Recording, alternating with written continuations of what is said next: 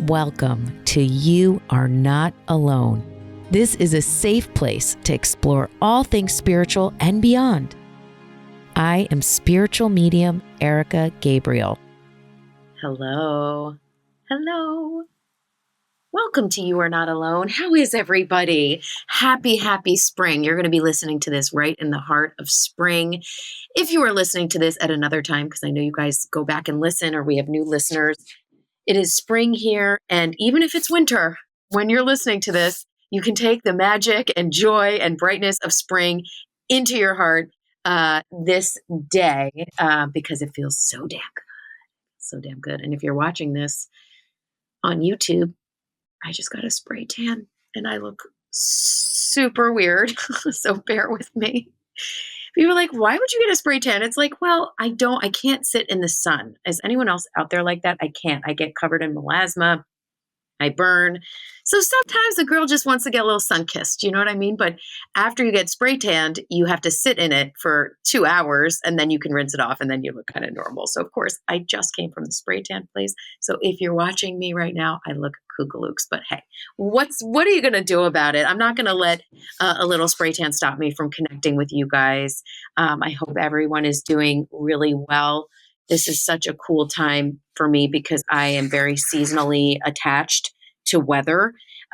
So during the winter, I hibernate. I don't want to go out as much. I definitely get into a little more of a melancholy place. And now it's spring, so I'm feeling alive. I told my husband yesterday, I'm like, this is the best day of my life because it's sunny and it's lovely. But I did live in a climate where it was only summer. I lived in Florida, and then I also lived in Los Angeles. So I loved that lifestyle. It's amazing. And hopefully one day I'll live in a 24/7 warm climate. But I will say there is something magical for me as well about the seasons, the turning of time. I felt like sometimes my years rolled into each other. You know, this is just for me, guys, not insinuating if you're in a warm place that you feel that way. But for me, sometimes things rolled in. I'm like, wait, what month is it? So I do like the turn of seasons, and I do love fall, which is sweater weather, very cozy. And then winter comes and I'm like, please relieve me from this torture. I am 50% just straight up Viking. You know, both my parents did, I guess it was 33andMe or whatever. And they are both 99.99% what they are. Okay. So you know how sometimes you do 23andMe and it's like, you're 1/4 this and 1/4 that and this and this and this. So my mom was 99.99% Northern Scandinavian. Like there was no mix in there. My dad was 99.99% Ashkenazi Jewish. So I never have to do 33andMe because I know I'm a 50-50 split. So anyway, so I have so much Viking in me. You know, I have so much Scandinavia in me. My mom picked us up from school, last day of school in the summers, and we got straight on a plane to Sweden. We were there for 3 months in the summer. So I have it, but I really don't, because when it comes to winter, I'm just like, I can't deal with it. So anyway, thanks for listening today. I'm so happy to be with you. Thanks for everyone who's been listening. Please write me a review on Apple Podcasts and rate this podcast. Please, because it helps me to keep going. This podcast is just something I do from the heart. It's not, some money maker for me at all. I get zero, which is, I love doing this podcast. I wouldn't change it for the world. The company that I work with is the coolest, nicest, most amazing company in the world. And what they do for me is just this incredible service. So I am so happy to do this podcast. I want to keep doing the podcast, but the reviews are really the thing that keeps it going, because when you have listeners, there's more people that are engaged and I'm able to spread more of this information. And that's why I do the podcast. So please rate it. Please share these podcasts with others. That's all you have to do. It's like I'm like NPR, or what is it, PBS, where they're like, please, this is like 100% funded by you. And this is funded by, anytime you share or anytime you rate the podcast or leave a note on the podcast, it really, really serves it and helps me to keep going. So thank you for all the love. And you guys DM me, and it's pretty cool. I'll tell you, I cherish it also because this has been 5 years and I've just trusted my gut with the podcast the entire time and never pushed it, forced it, or, did anything I didn't want to do, and have just kept it. I got an offer to go somewhere else. And I'm like, no, because I'm so happy with what I built. I wouldn't ever abandon You Are Not Alone. And I love, awesome, just shout out to Straw Hut Media. That has just been so freaking good to me. So I just want to say thank you to them, because I know they're going to listen to this because they edit my podcasts. They're just amazing. So anyway, going from there, going to a very light, let's have a very light topic with this light intro. Let's talk about God. Okay? Let's go light. Just go with spring and have a super easy, light conversation about God. So here's what's interesting. I had an experience yesterday that really prompted this podcast, but you could study and talk about God from the time you're born till the time you die when you're 100. God is the most dynamic. God is everything. God is presence. God is light. God is life. God is sun. God is moon. God is stars. God is earth. God is you. God is me. God is love. God is art. God is expression. God is human. God is our body temple. God is literally in and around every single thing. So how long could we talk about God? Forever. Forever. So you may listen to this podcast and think, but what about this? But what about that? But what about this? And I'm like, yep, exactly. There is no end and no middle and no beginning to this conversation. This is just one component, one thing that has come up this week that I wanted to talk about with you guys. So I was interviewed for a podcast by an amazing powerhouse person. Loved our conversation, loved the podcast. And she said something really interesting that people have said to me before. And I don't know how much we've talked about it on the podcast, definitely parts and components of it. So we were talking in the interview. She was interviewing me for her show. Did I say that already? Anyway. And she said, throughout the conversation, she said, you bring up God a lot. You say the word God a lot. And that can be very kind of off-putting for people, or, triggering or whatever, because, she said, for an example, for me, I'm not religious. So when I hear God, I'm not religious. So I don't know, how to connect with that, since I'm not religious. And a lot of people don't know how to take the word God. Totally understandable, by the way. Makes complete sense. Not weird. Do you like that I say that in our podcast? Not weird. Weird. Am I a middle schooler? Who talks like this still? I don't know, guys. Anyway, first of all, this woman is doing amazing work in what she's doing God's work, by the way. There's that word again. She's doing God's work. She helps people. She's a helper. But anyway, and I said, well, what does God have to do with religion? You think religion has coined God and owns God? What's God got to do with it, right? Listen, God has everything to do with religion and nothing to do with religion. God is everywhere and nowhere. I mean, it's so dynamic, but you can be deeply devout and connected to God without adhering to any religion. Let me say that again. You can be deeply devout and connected to God without adhering to any religion.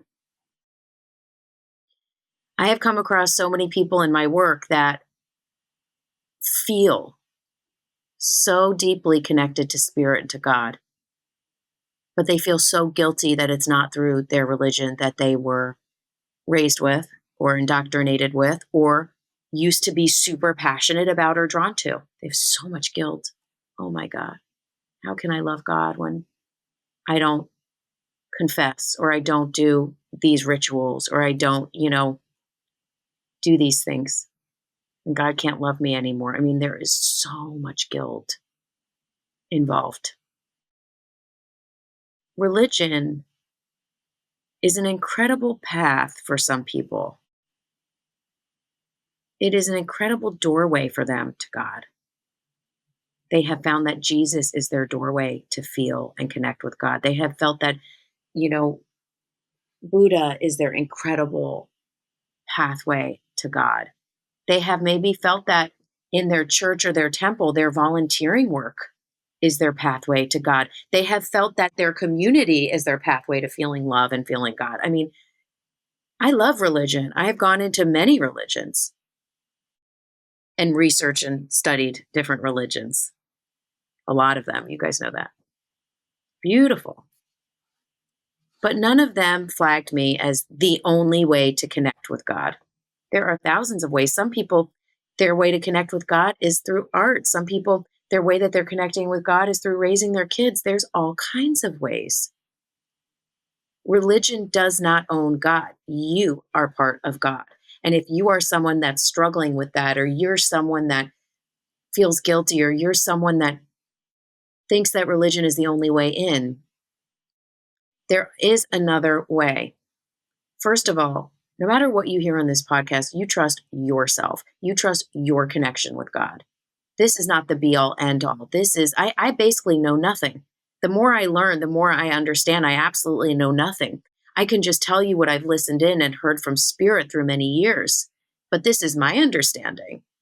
You have your understanding. Everyone has their own understanding. This is my understanding. And this understanding, and the reason why you're listening to this, is to have a new perspective, maybe a perspective you already have, and this strengthens your perspective. Maybe you hear this perspective and you go, wow, I fucking hated that.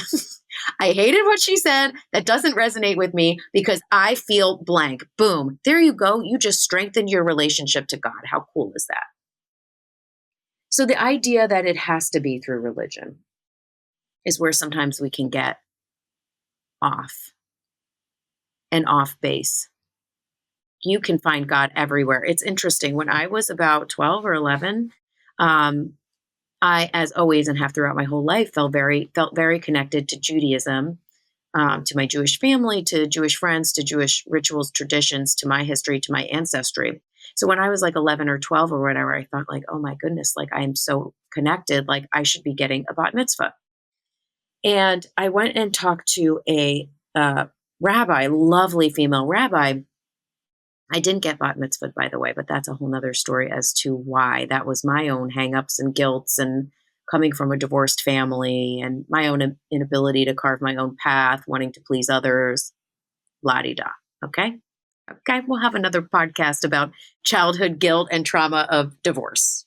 Okay, because I know a lot of you are going through a divorce yourself and are finding ways to create peace for your children. A lot of you have suffered from, dealing with divorce with your family. So maybe we'll do a show on divorce. I don't know. You want me to do that? Or are we like, can we not? Can we not talk about it? This is my escape to talk about God. But anyway, I went and talked to her. And, I was like 11 and I was demanding that she defined God. And I was like, what is God? Like, if you can't tell me that, what good is this? Because I was deeply seeking from very young ages. I have journals upon journals. I used to write a lot, and it's even at 11, 12, 13, 14, it was all about God. It was all about seeking. It was all about seeking God's love and feeling God and wondering about God. And so I've been a deep seeker, as I know all of you are, and many of you are, throughout my life. And I remember asking her what God was. And, she said, nobody can fully tell you that, Erica. She said, but I can tell you that when I'm outside on a sunny day and I'm playing with my dog, it makes me like very emotional. When I'm like playing with my dog and I just feel so filled with gratitude and love, like that is God. It's a feeling. It's that feeling of connected to everyone and everything. That is God. Let that be enough. Let that be God. And it makes me emotional because it's so hard to think about all the ways we mutilate and contort ourselves and guilt ourselves and create fear and agony and stress over spirituality and connecting with God and guilt and how we were raised when God is just a breath away. God is right with you. God is. God always is. God doesn't love you sometimes and hate you other times. God isn't mad at you. God isn't bitchy. God isn't like, you didn't stand up, sit down, do a dance, and do the whole shtick, and I don't like you anymore. Doesn't mean those shticks can't get you closer to the feeling of God. Of course it can. This is not an anti-religion podcast, like, duh, opposite, right? But it's saying that you can connect in and tap into the vibration of love in your heart, this incredible feeling. You can tap in through dance, you can tap in through music, you can tap in through a hug towards a feeling, towards a glimmer in the sky. You can tap in through anything because the feeling of God and the presence of God is always there in all ways. It's your ability to tap in. So if you're tapping in through Jesus, you're tapping in through Buddha, you're tapping in through a tradition, you're tapping in through a community. That is God. Let that be enough. She was a very studied scholar of God and religion. She's brought it to playing with her dog. That's how simple it can be. If you are trapped in something that feels wrong, trust your heart. I think people also feel such a kinship towards Jesus, and they feel that if they stray from rules and regulations of how to love Jesus, that they're abandoning him. And that couldn't be further from the truth. What did Jesus say? The kingdom of heaven is within you. So you feel connected to God and heaven and Jesus in your own spirit. How beautiful. Isn't that more profound than going and sitting in a church that you don't feel anything and you're doing shit and you're like, this doesn't feel right? Is that Jesus? Is that God? I don't think so. And again, I'm going to say it again. Some people walk into a church and they feel so deeply and they feel that's where they found Jesus. I mean, that's beautiful. Don't leave that if that's where you feel it. This is talking about another component. This is talking about feeling God driving down the street. It is not some far away, distant thing that's judging you. Believe me, when you go to spirit, you're going to judge your damn self. You will, because you're going to replay everything you did. You're going to review your life. You, as your own powerful spiritual being, will look at your life and your life's path. Not some illusion of some man like, well, in 1982, you threw that girl's gloves away. Oh my God, you guys. I just got triggered. When I was in second grade, I think. This is a really weird story. I don't even know why I'm telling you guys this. It's one of the worst things I've ever done in my life. When I was in second grade, I feel like I'm like Chunk from Goonies. Do you guys remember Goonies? When he was going to get his hand in the blender and they're like, spill it, tell us everything. And he was like, when I was in the second grade, I made a puking sound off a balcony and pretended to puke. And then everyone below me started puking. Oh, friends, thank you for sticking with me. Anyway, please DM me if you know what I'm talking about with Goonies. But anyway, I was in second grade and this girl had these, if you guys are 80s kids, do you remember those gloves that you breathed on and they changed colors? Or you put in the snow and they changed colors? And me and this other girl, the other girl was like, why does she have those gloves and we don't have those gloves? I was like, yeah, why don't we have those gloves? And she was like, let's get rid of them. And I'm like, yeah. And we threw them away.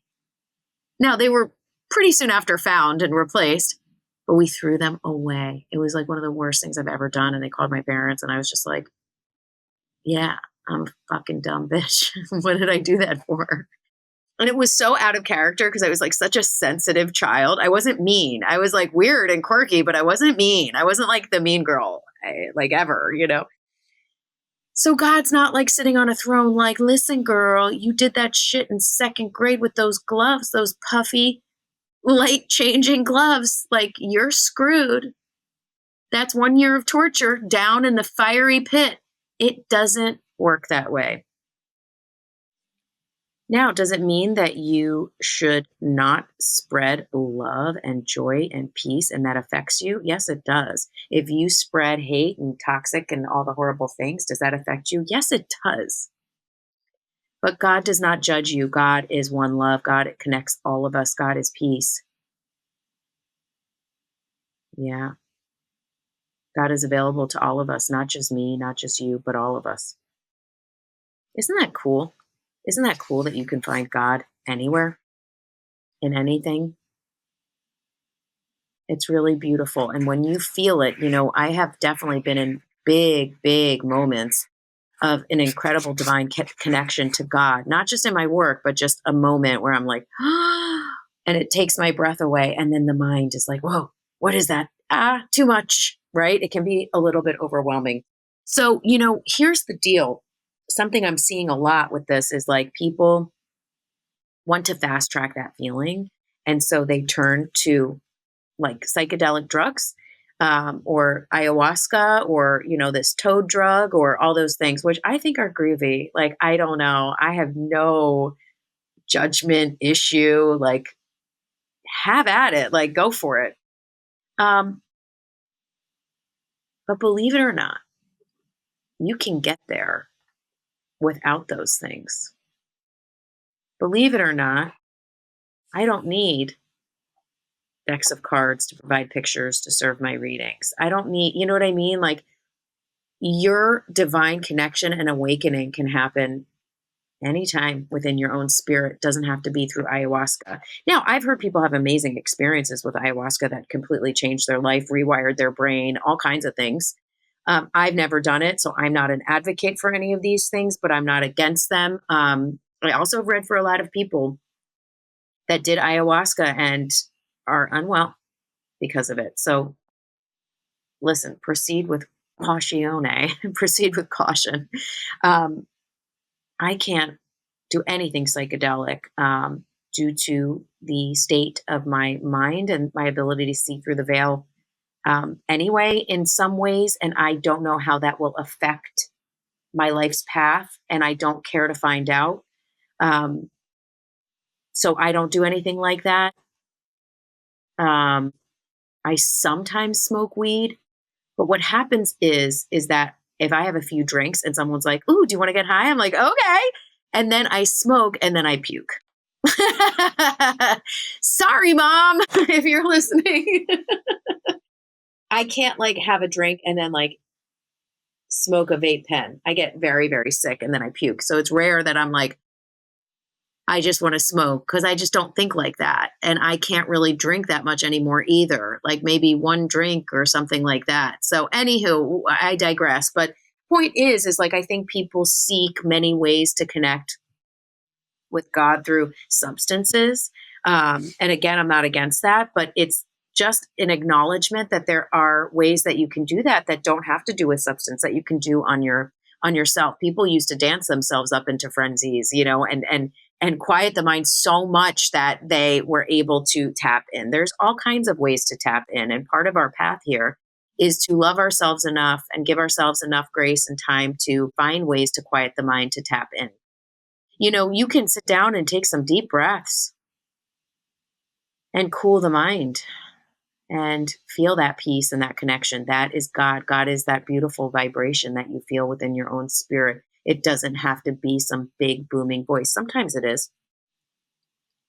I have definitely had some major stories about booming, intense God connections, and it comes in such a ferocious way.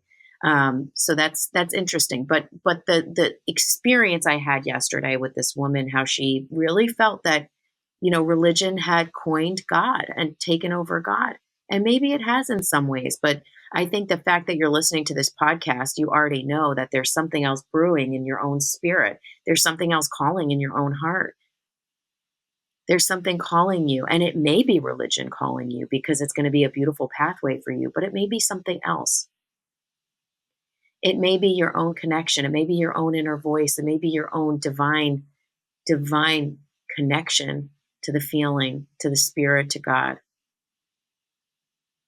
Right? God can tap in and tap on you in any way, right? So you can be going along and get an inspiration for a business, or, an inspiration to help someone. It's like, isn't that God too? Yes, it is. That means you're tuning in, you're listening in, and you're listening to your spirit. Your spiritual seeking is to find that connection. And if it's through drugs, then peace. Have at it. I sound ancient. I'm like, peace, man. Let's smoke weed. Like, who am I? I sound like a 1990s kid now, don't I? It is so weird to me because in the 90s, we would like drive to a sketchy store in a sketchy neighborhood and like buy like a tiny thing of weed that was filled with seeds and stems and like that's highly illegal and like hide in a corner and smoke it. Now I walk down the street, everyone's fucking smoking weed. I'm like, oh my God, boy, this happened quickly. So funny. Nothing wrong with it. I definitely don't smoke weed to feel God though. That's like the last time I feel God. I feel like completely paranoid. I'm like, does everyone here hate me? I am so weird. What am I even saying? But I hope that this podcast served you. I know I bounced around a little bit. I think, as you guys know, for me, when I am delving deep into really spiritual topics, I have to also bring in light and bring in humor and bring in that grounded earth energy. I think it's so important not to float away, to continue to be present and grounded in your own life. No matter how spiritual you are, you chose to come to the earth element. You are not in spirit, you are here on earth. So continuing to cultivate your life and your peace and your happiness here is a godly task. Creating a life that you feel blessed and grateful for, that is God's work. That's how important your life is here. Finding harmony with relationships in your life, that is God's work. God connecting to God doesn't have to look like a 4-hour meditation. It can. That's awesome. But it can look like going into your work and feeling grateful for it and doing the best you can do, even if it's not right where you want to be. That is connecting with God. Your life is a painting. Your life is a devotion to God. You chose to come here. Doing daily practice. Being present in your life, being kind to others, kind to yourself, allowing yourself grace, forgiving others. That is connecting with God. Your life is a devotion connected to God. And you can find that in all kinds of ways. I love you guys so much. And I mean that. I feel you guys listening. I feel you guys responding. I feel you guys processing. I respect each and every one of you and your own personal journeys so much. Please know that this is, things that I have processed and learned. And there's many ways to look at God and connect with God. And I thank you so much for listening. God bless you. I love you all. And honest to God, there's that word again.